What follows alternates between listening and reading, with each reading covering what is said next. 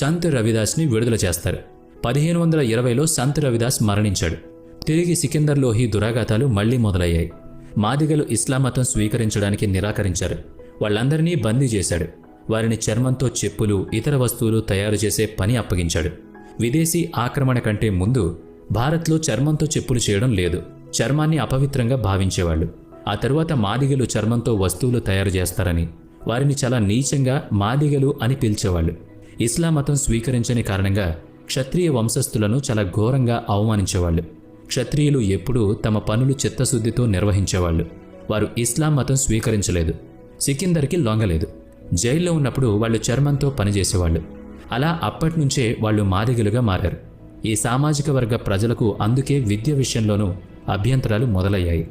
రాబోయే తరాలకు తమ సామాజిక వర్గం గురించి తెలియకుండా ఉండేందుకు కుట్ర జరిగింది.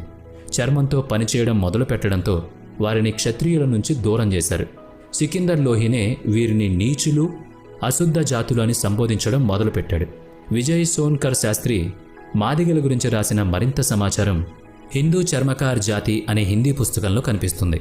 భారతదేశం అంతటా మాదిగ సామాజిక వర్గం మనకి కనిపిస్తుంది. నేపాల్, పాకిస్తాన్లలో కూడా ఈ సామాజిక వర్గాలకు చెందిన ప్రజలుంటారు. రాజస్థాన్లో కొద్దిమంది వేష భాష మాదిగలతో పోలినట్టు కనిపిస్తుంది. మహిళలు తల మీద నిండుగా కొంగు కప్పుకుంటారు. మగవాళ్లు పెద్ద పెద్ద మీసాలు, భుజం మీద గొంగడి వేసుకుంటారు. ఈరోజు మాదిగలు అని ఆ సామాజిక వర్గ ప్రజల్ని పిలిస్తే వారికి చాలా కోపం వస్తుంది. అవమానించినట్టుగా అనుకుంటారు. వారు చర్మంతో పనిచేసే సామాజిక వర్గం ప్రజలు కానప్పుడు మనసుకు కష్టం కలిగించే మాటలు ఎందుకు పడాలి? రెండో ప్రపంచ యుద్ధ కాలంలో బ్రిటిష్ వారు మాదిగలతో ఒక మీటింగ్ కూడా ఏర్పాటు చేశారు. అక్కడే ఒక సైనిక దళాన్ని ఏర్పాటు చేశారు. ఇది మార్చి 1, 1919లో ఏర్పాటు చేయబడింది. కోహిమాతో జరిగిన దాడుల్లో ఈ సైన్యం గొప్ప భూమిక పోషించింది. అందుకుగాను ఈ రెజిమెంట్కి సన్మానం కూడా జరిగింది. ఆ తర్వాత ఆ రెజిమెంట్ను రద్దు చేశారు. అప్పుడప్పుడు ఈ రెజిమెంట్ కావాలని నినాదాలు చేస్తూ ఉంటారు.